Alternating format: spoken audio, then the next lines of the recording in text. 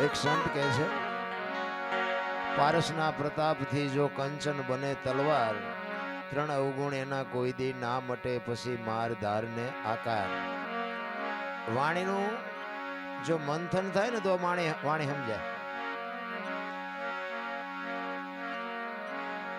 વાણીને તમે ફોડો ને, જો સંતો તો વાણીનો એમ કહે છે કે ભજનમાં બાબુ ભડાકો થાય ભજનનો.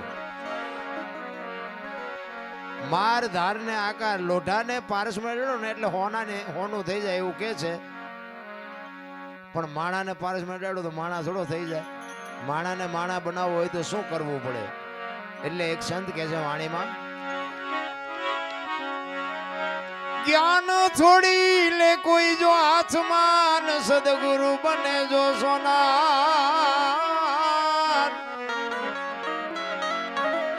તો ત્રણ એવું ગુણ એના મટી જાય. આ તો માર ધાર ને આકાર. એવા સતી તોરલ જેવા જો બાપુ સમર્થ સદગુરુ મળે તો માણા થવાય એવું છે. બાકી તો આખી દુનિયામાં જ્યાં જાવ અહીંયા બધા બાયો ચડાવે છે. શું કરવું? એક લોટાની તલવાર હોય એને પારસમાં ડડો એટલે હોનાની થઈ જાય. પણ હોનાની તલવારને ડોકમાં બાંધી ન ફરાય. એના માટે તો અગ્નિમાં તપવું પડે, એના ઉપર ચડવું પડે. ઘણના ગાય ખાઈને દાગીનો બને ને. તમે 500 રૂપિયાનું મીટર કાપડ લીધું હોય, એ શિવડાવ્યા વગરનું ઓઢીને નીકળો તો કેવા લાગો? અને 10 રૂપિયાનો એક સીવેલો લારીમાંથી બુશર્ટ લઈને તમે પહેરો તો કેવા લાગો? 10 રૂપિયાની કિંમત વધી જાય 500 કરતા. શું કામ? શિવડાવેલું છે. એમ એવો જો સદગુરુ તમને મળે ને, આ જીવન જો શિવડાઈ જાય ને, સારો દરજી હોય ને, ફિટિંગ ખારું થાય ને, તો આ જિંદગી જીવાય એવું છે. બાકી તો બાપુ છે ને, ધરાવીને ધાન નો નીપજે ને કુડવીને માડું નો હોય, જેડે જખરા નીપજે જેની જનેતા હોચલ હોય, હારી મા વગર હારા દીકરા નો થાય રામ. એટલે જ મહાપુરુષો કીધું કે જનુની જણ તો ભગત જણજે, કા દાતા કા સુરવીર, નહીં તો રેજે તું વાંજણી મત ગુમાવજે નૂર. આ સગાળ જાન જલારામ ને મીરાબાઈ નરસિંહ મહેતા અમારે અહીંયા કોથળા મોકલાવતા છે એના ગાણા ગાવા. અમે એના ગાણા ગાઈએ છીએ. એની પેઢીઓ કઈ અમારે અહીંયા મોકલાવતી નથી કે અમારા બાપ દાદાના ગાણા ગાવશો તો એમ લો 2 મારા દાણા મોકલાવી. પણ બાબુ જીવનમાં કર્યું છે એવું જેના ગાણા ગાવા પડે છે. પણ એની માટે સારી મા વગર મારો તો હિસાબ જો કે સાંભળ્યો છે મને, પણ મારો હિસાબ એક જ હોય, મા ને બાપ ને બાપુ જાળવવાની જરૂર છે. બાકી બધું ગાડું મારો હાથ હાંકવાનો જ છે. તમારા મા બાપથી તમે અને મારા મા બાપથી હું આપણે આ દુનિયામાં આવ્યા છીએ. જો મા બાપને ભૂલી જાય જિંદગીમાં કોઈ દી ગાડી હાલે નહીં. પછી દુનિયાને જે ફાંકો હોય કોઈ દી ન હાલે. આપણા ગેટા પાસે સારું મકાન નહોતું ને રહેવા ઘરે સારું નહોતું ને દાણાય નહોતા ને એવી પરિસ્થિતિમાં જીવતા હતા. પણ મા બાપ બાપુ કોઈને ભારે ન પડ્યા. અને અત્યારે આ ભણતર તમે જુઓ તો ક્યાંયનું ક્યાંય પહોંચ્યું, વિજ્ઞાન ક્યાંય પહોંચ્યું, પણ મા બાપ જ કોઈને પહોંચતા નથી. પછી કે આ શું નડતું હોય છે? જાઓ ભૂવા પાસે શું નડતું હોય જોઈ દે દાણા. તમે કર્યું તમને ન ખબર હોય હું નડે છે. અરે માની તાકાત ભલામણા એવડી હોય કે બાપુ એક લોહીનું દૂધ કરીને તમને મને પાઈને આ જીવનમાં તમારો મારું આ જીવન એક જિંદગી જીવાડતી હોય. એક જંગલના રખડતા હરણાને કવિએ કીધું કે તમે આટલું બધું કેવી રીતે દોડી શકો છો? અને હરણાનું બચ્ચું બોલ્યું હતું ભાઈ કે કવિરાજ તમારે સાંભળવું છે અમે કેવી રીતે દોડી શકી છીએ? તો કે હા. તેથી બચ્ચું બાપુ એક કવિને જવાબ આપે છે કે કવિરાજ મારી માના પેટમાંથી હું બહાર પડું અને મારી માના ધાવણની શેડ એક મારા મોઢામાં પડી જાય ને, પછી પાણી પથા ઘોડા મૂકી દેજે ને જો આંબા દઉં તો મારી માનું ધાવણ લાજે. બાપુ આ માની ખુમારી હોવી જોઈએ, એવી માને ખુમારી હોવી જોઈએ. છત્રપતિ શિવાજી મહારાજ જીજાબાઈના ઉદરમાં હતો ને, એને ખબર નહોતી કે મારા પેટમાં દીકરો છે. પણ એને એટલી ખબર હતી કે મારા પેટમાં દીકરો હોય કે દીકરી હોય, પણ મારું સંતાન આફને ટેકો દે એવું થાય. મારું સંતાન માય કાંગળું થાય જ નહીં કોઈ દી. આવી ખુમારી માને હોવી જોઈએ. પણ બાબુ ફેશને દી ઉઠાડ્યો છું, શું માની વાત કરવી? હું તો દીકરીઓને ખાસ કહું તમે તો શક્તિનો અવતાર છો. તમે ધારો તો આજે બાળીને ભસ્મ કરી દો એ તાકાત છે તમારામાં. પણ હવે બાપુ અત્યારે કીધા જેવું કઈ છે નહીં. વહુ ને હારો ભેગા પાણી પૂરીઓ ખાતા હોય ત્યાં પરજા જેવી થાય. એમાં કઈ હારા વાઈટ હોય નહીં. ભાઈ કહેવાનું હોય કે અમારે 2 છે 4 છે, ભાઈ ગવાડા ને ડાટા કાઢે એવા હોય, ગવાડા બાંધે એવા ન થાય. અરે માં છે તો માં છે ભલા માં.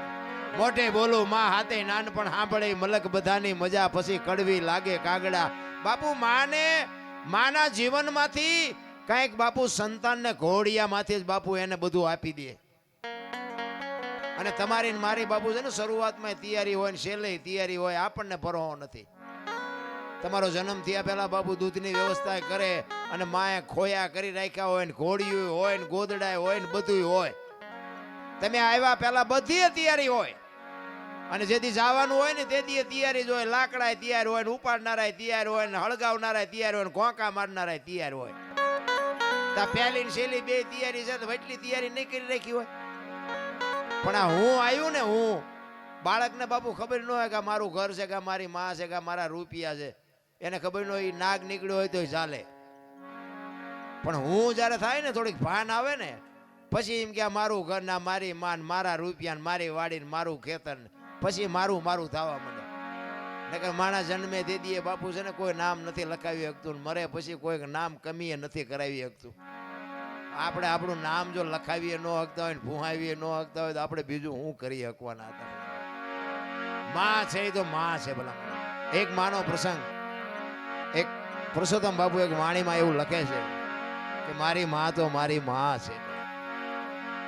હું તો કોઈ તીરથ જાત્રા વ્રત કરવાનું, પુણ્ય કરવાનું, દાન કરવાનું હું કોઈને કહેતો જ નથી.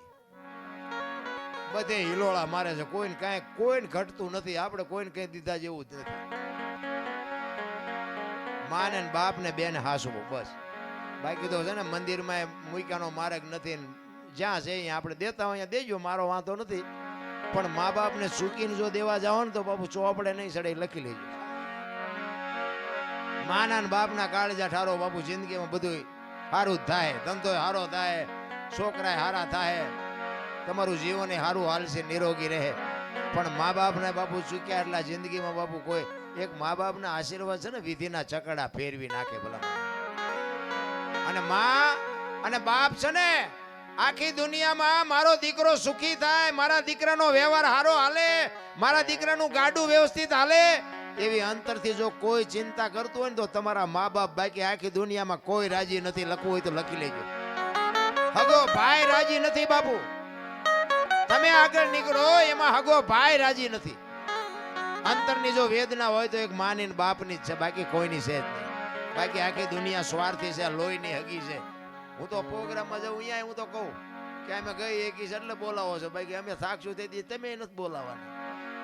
હવે એ દરબાર જ્યાં ગઈ હવે બીજાને કહો એ ખબર છે આ સ્વાર્થ છે દુનિયાનો, બીજું કાંઈ છે જ નહીં ભલામણ. બાકી માન બાપ બાપુ છેલ્લા શ્વાસ સુધી મારા સંતાનનું ગાડું વ્યવસ્થિત હાલે, મારા સંતાનનો ધંધો બરોબર હાલે. આવી અંતરથી બાપુ જો વેદના હોય ને તો માની બાપની બાકી બધી વાતો છે રામ. એટલે પુરુષોત્તમ બાપુ વાણીમાં એવું લખે છે કે મારી માં તો મારી માં છે.